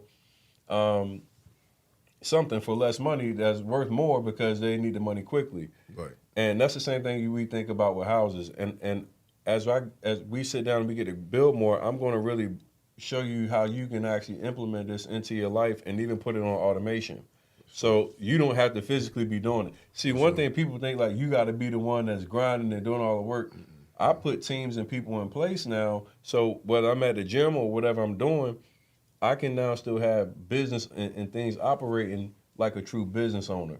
Sure. And wholesaling has provided me with an with an opportunity to not only help me but hundreds of thousands of people all over the country, and into getting into the business. And this is like the basic and the most fundamental way to get into real estate as a wholesaler, because you don't have a license requirement. You don't have anything that's keeping you there. So like I tell my people all the time, you got everything to gain and nothing to lose. For sure. We find one person that says yes. You could be sitting at a deal that could be paying you $10,000, $20,000, and you put no work into it. You don't have to go fix up anything. You don't have to actually physically meet the person, the homeowner. You don't have to actually physically meet the buyer. You can do everything virtually. So you can be anywhere in the world and be making money with real estate. So these are the powerful pieces that I think like we need to have more conversations with our people in general. Actually, Joe Hayden hit me up the other day. Word. He was like, "Yo, bro, I've been seeing you killing shit for a minute, and I need to." I'm like, it's interesting to hear so many of our guys that are like African American men, that's intelligent men, that just haven't had the understanding and the knowledge, and you guys have been in the position of making money and having celebrity status and getting around all these different things, but nobody truly broke down the game to understand how you could actually take ownership and then even take those properties like, hey man, instead of renting in Houston, you take and you buy something, and now over the last 7-8 years, that could have been something that could have been, helping your net worth plus depreciation and taxes. Plus now you can even have a income producing asset that, you don't have to physically be in Houston. Right. But you're making, $1,000, $2,000 a month because you got that property that comes in. But one thing I like, and I want to just express this to you, is like, I don't want you to think that you got to go and take down the whole real estate market all at once. You don't have to go buy $1 million complex or $1 million building. For sure. You can start with something small. You can go find opportunities that are $50,000 to $75,000 to $100,000 and make a couple $1,000s, a month by putting them strategic or finding them in great areas and then being able to, do creative strategies. And we'll talk about what those things look like. But I wanted to really tell you, man, where you are right now, you can make as much money as you made in football doing real estate. And I really like, I like popping my shit a lot, and I be online. I put something up the other day, and I was like, I make more than your favorite rapper, unless it's like Jay-Z or something like that. I ain't gonna go that too. I ain't gonna go too far crazy, but like, Poppy, throw this. Man, favorite rapper, man, favorite rapper. Yeah, but we getting real estate money, and I think that's the key for people, is to understand. Everybody needs somewhere to live, bro. For sure. Everybody needs somewhere to live. One thing that you can't escape is that you got to put your head down somewhere at night. No, definitely. And the one thing that we do know is the United States is that they're not going to make any more land. For sure. But there's going to be plenty of opportunities with these houses. And knowing how to connect with the people that own the properties and then being able to know how you're going to take ownership of those properties is key. So I can't wait to like really build with you on that, man. I'm gonna send you a lot of information, for sure, just so we can continue to get you like going and knowing like exactly what you need to be doing, and how to do it right now. Like you don't have to have any license or anything, and this is stuff that you can do today. Like you don't have to go through a full course, but there's small steps you can start right now doing that will be able to get you like in a better position, like in this business. I'm gonna do a couple rapid fire questions, then we're gonna wrap this up. We've been rolling for a second. For sure. All right, so you went to the University of South Carolina, yes, right? sir. Gamecocks. Gamecocks, right? Yeah. All right, give me your top 5 Gamecocks of all time that you've seen. Top 5. Let me see. We got Clowney. Jadeveon Clowney. Yeah, Jadeveon Clowney. You got Gilmore, Stephon Gilmore. Marcus Lattimore. Beast, bro. I gotta put my boy Connor Shaw because he the winningest quarterback. Connor Shaw. He never lost at home. And then 5, we saying top 5.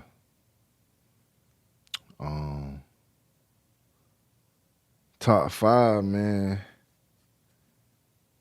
That boy Mel would like that though. Melvin Ingram.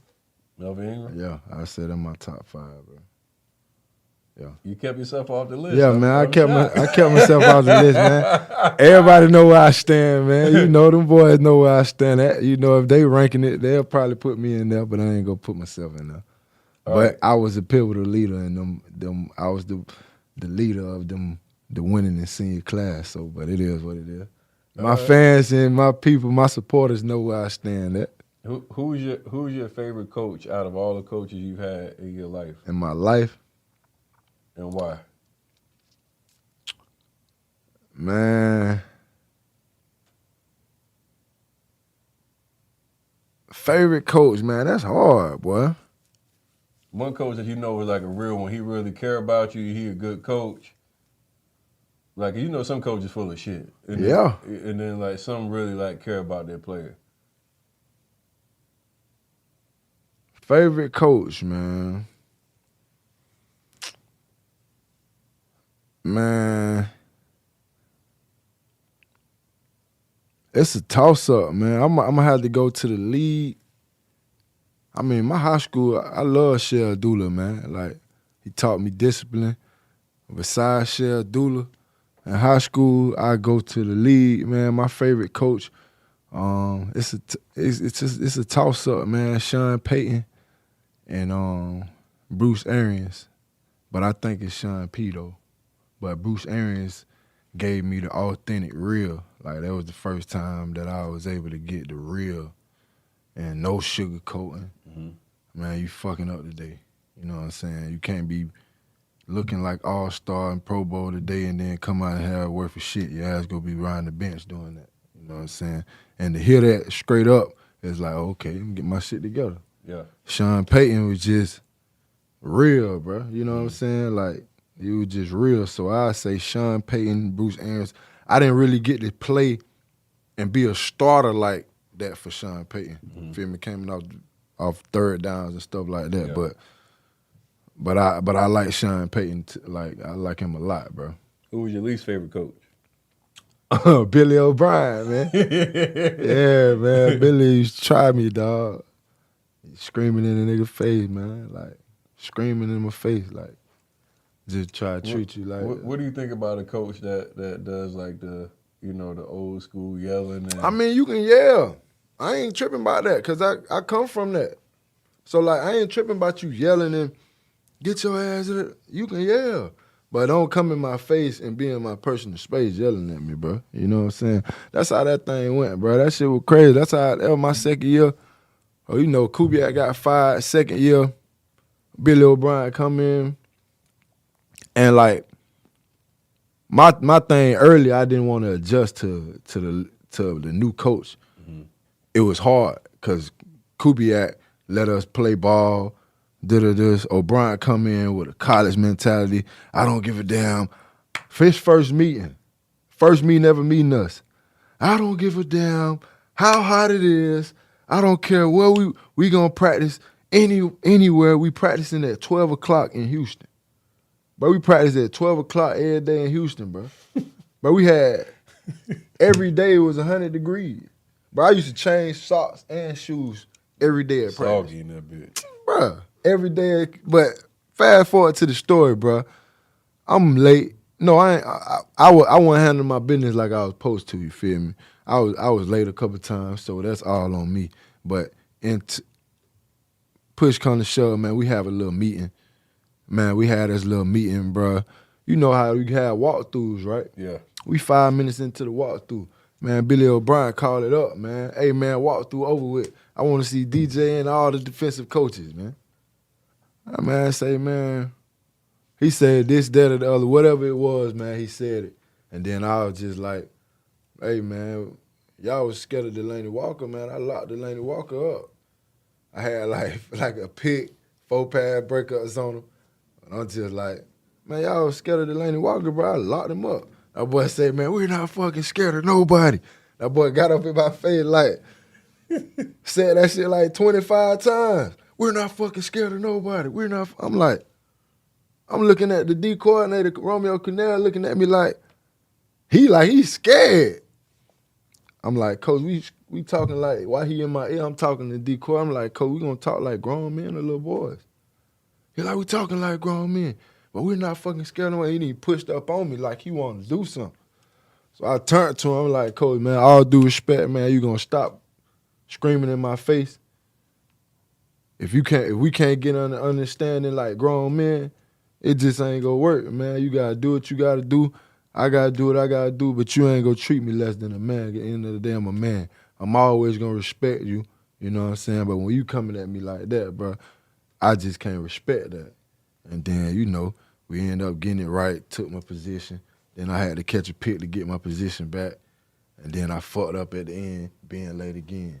You feel me? So, like, that Houston shit was just, you feel me? It was What was you doing late, man? Why was you late? Bruh, rock star, trying to be a rock star in Houston, bro. Like, that shit was crazy, bro. Like, and then it would be times like the first time, it was because I was a rock star.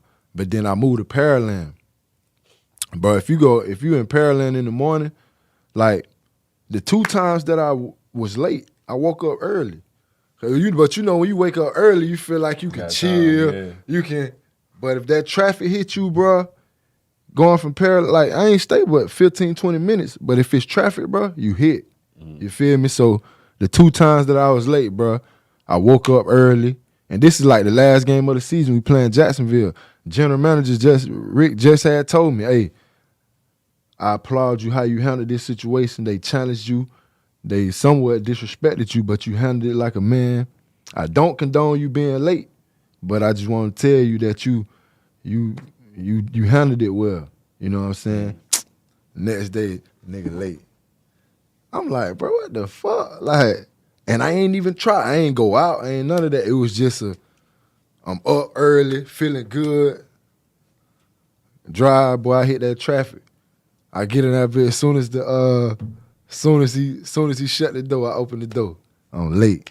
They suspended me for like a quarter.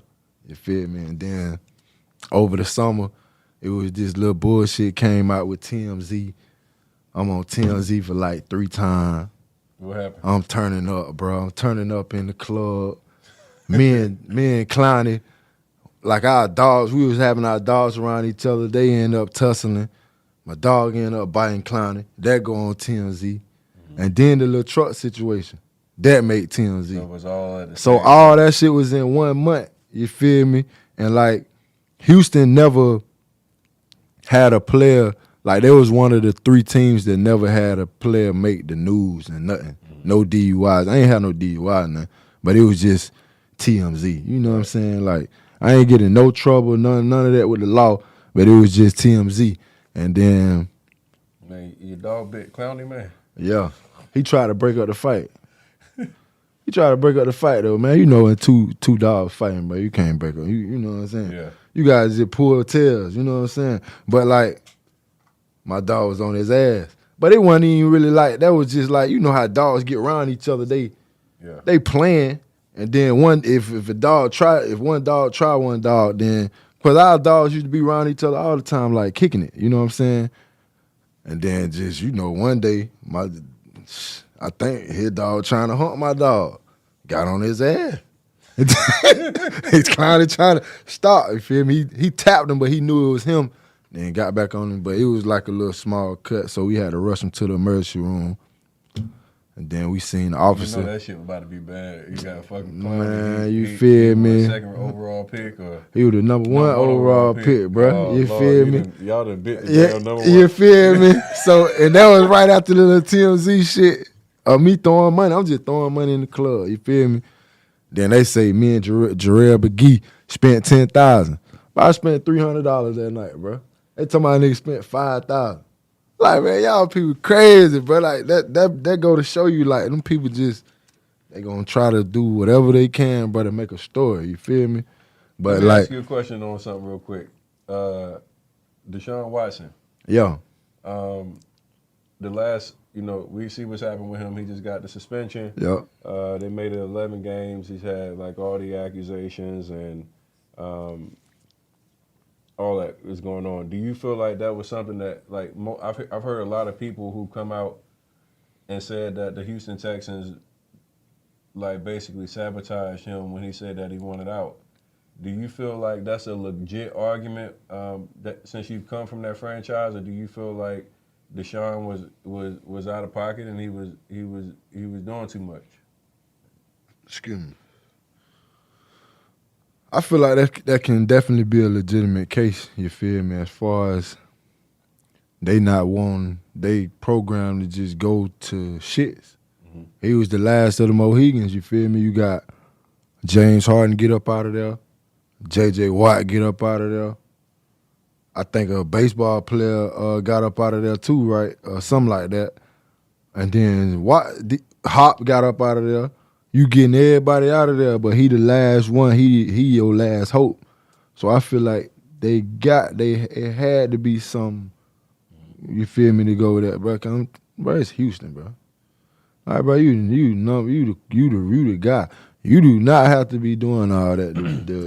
That's the thing that you do not have to do all that to get some pussy, bro. Yeah, like you don't. Like I'm just telling you, do not have to be. It's no way possible, bro. He doing all the extra shit, bro.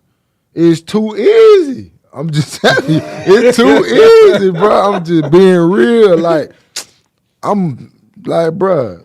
I'm just being 100, bro. He don't got to do that, bro. He ain't got to be going at no massage therapist, bro, like to get some pussy, bro. Like, yeah, hell no.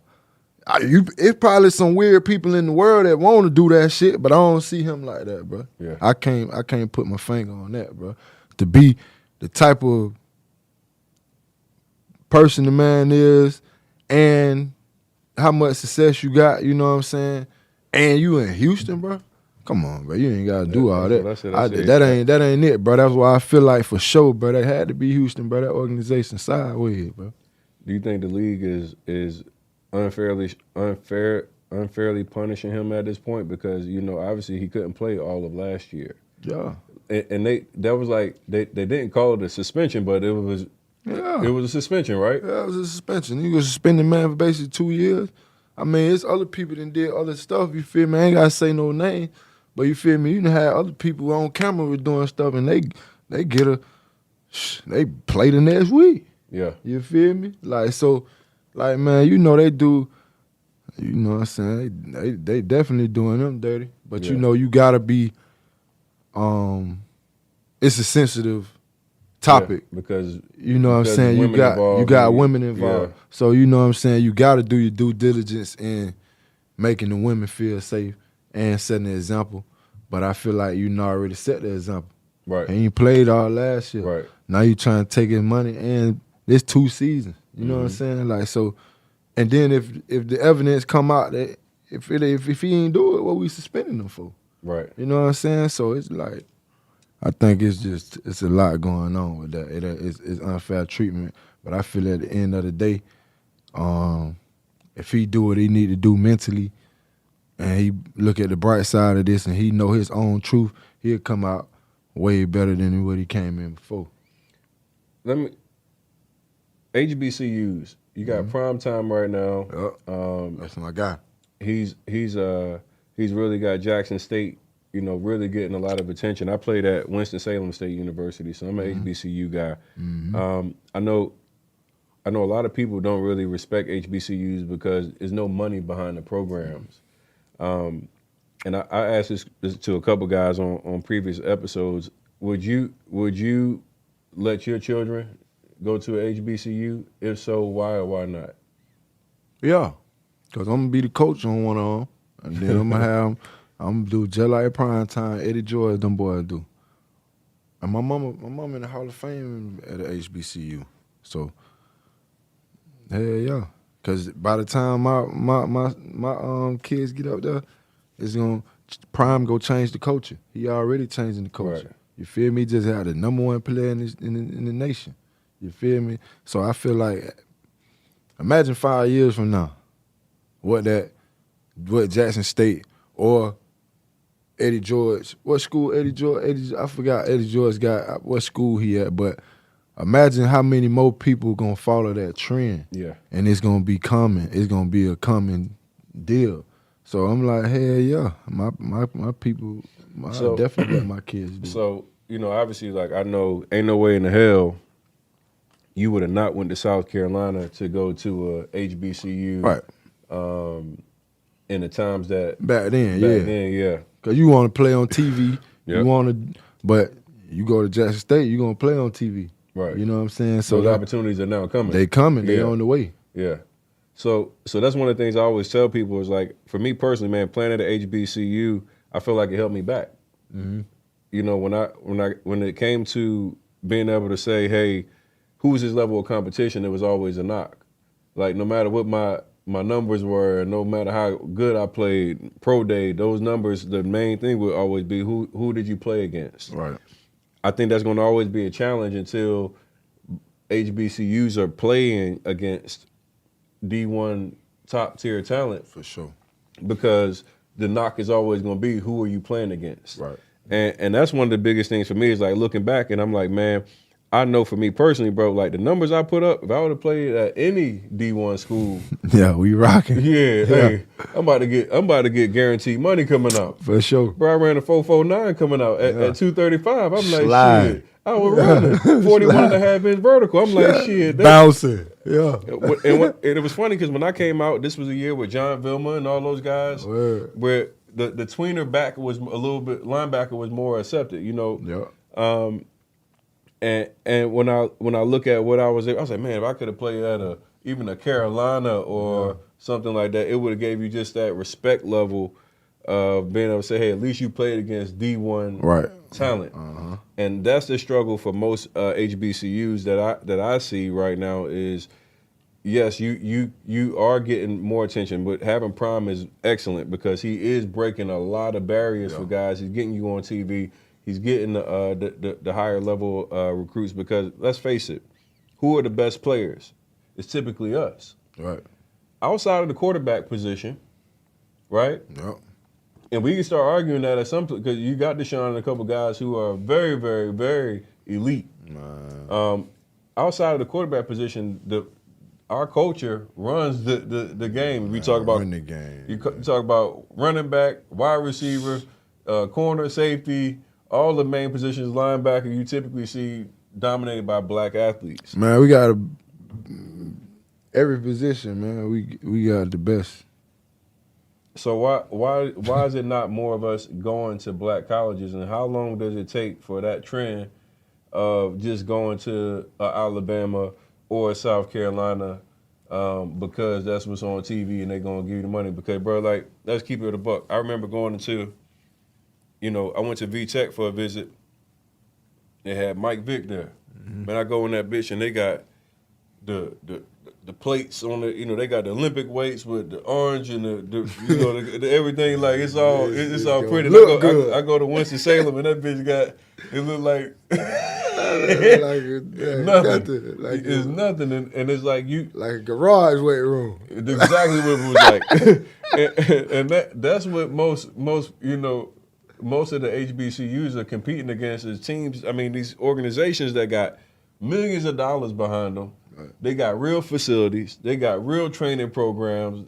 They're able to get the best coaching, and I think that's what's always going to hold back us as far as black athletes even considering going to a HBCU unless you got a Prime time. That's the only way I think that you can really break it is you get guys like Prime. Right. Because, bruh, if I'm coming out right now and I'm a top athlete and I go look at South Carolina or a USC or Miami or any of these programs, and then I gotta go look at a program that don't have a weight facility, and I'm just saying I'm going because I'm black.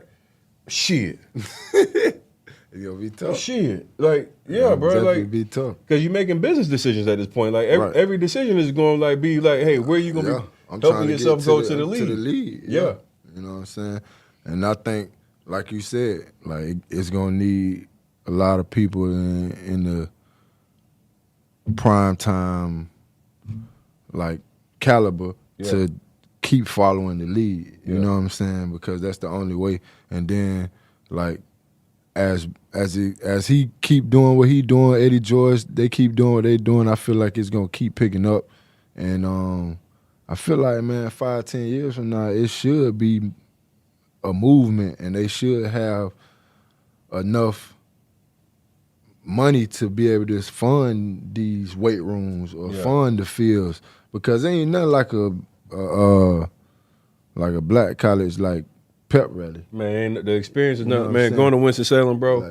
Like, the band, the girls, like, the environment is nothing the like it. environment different. Because it feels at home. It's comfortable. It's your people. Yeah. But if the money not there, and you know your jerseys and shit look like they just bought it from Champ Sports, Right, right. you know niggas gonna want to be look tough. fly. You want to look good. You want to. Because you go out looking at these schools on TV like, boy, I want to play for such and such. Yeah. You know what I'm saying? Yeah.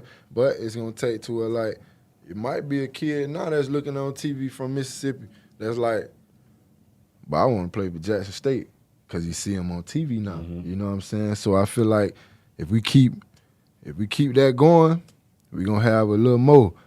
Hey, boy, I see Jackson. Well, I want to play for Jackson when I get older because I see him on TV. Yeah. So I think the more of that we get in the each year and we keep rolling, I feel like it'll happen. All right, I got two more questions for you and we out. For sure. My first question is, with everything that you know now, from all your years of experience, tell me what was one thing that you would have done differently in sports. So in football, with your 10-year career, what's one thing that you would have done differently that, you know, in anything? Like that one thing that might make you itch at night, like, damn, man, I should have fucking. Is it a play? Is it something that you like, you know, anything that you just wish you had done different? Let's see. Probably, I don't know, man. I can't really think of nothing that what I would have did differently. I say, like during the season, like I say certain sacrifices. I would have had certain sacrifices and certain disciplines like early in my career to maximize my potential on the field. Mm-hmm. You know what I'm saying? Like, I say like the sacrifices that I'm doing now. Like now in the last 2 years, like I'm thinking like, bro, imagine if I would have did that like my whole career during the season, which I just started doing those sacrifices when I got to Washington. Mm-hmm. You know what I'm saying? To know this, know that, not doing this or not doing that. So I probably have to say my diet and the certain sacrifices that I did later in my career and right now, I would have did them early during the season just to maximize my full potential that season. Right. Because I would have got more out of it, you know what I'm saying? I would have got more sleep. I want to, early in my career, I'm going out. I stopped going out like later in my career during the season, but like doing all that early, I think I would have did more sacrifices during the season to help me my full potential. That's what I see. All right. And then, you know, this is the Get Your Ass Up podcast, right? So, like, that low moment that you hit where we hit that moment where we fucked up or we let ourselves down and didn't hit our potential.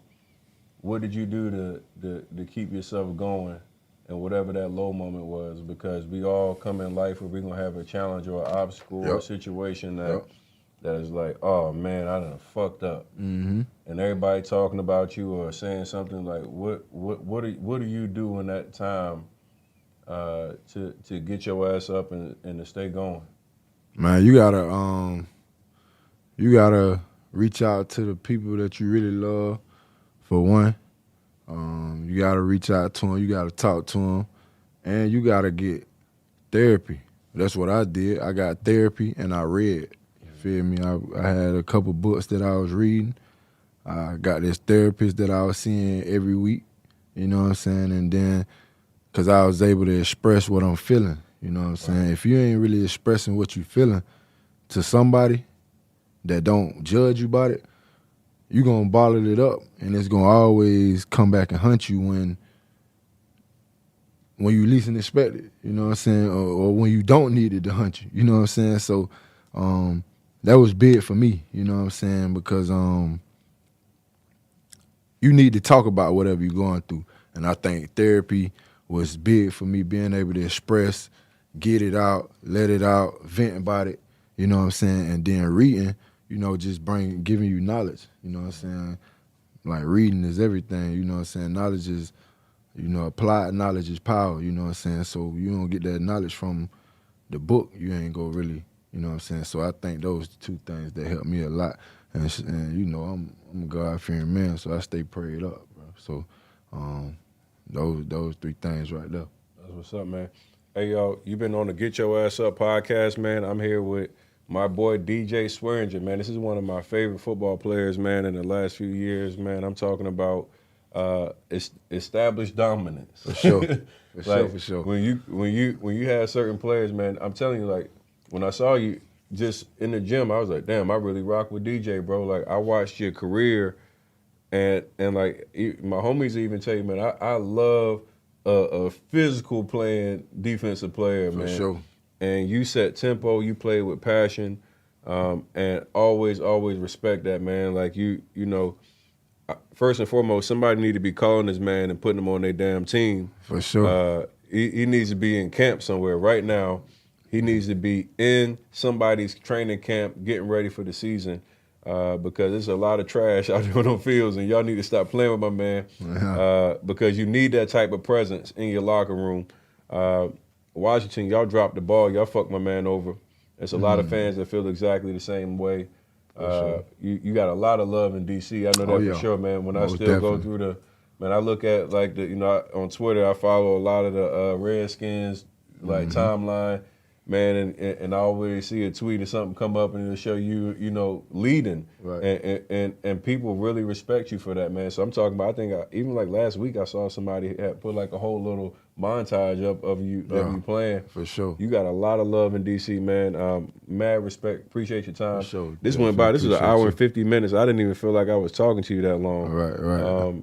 Fire episode. Appreciate you, brother. So, my dog, I appreciate you for having me, bro. Respect here, bro. This is a dope one. We rap.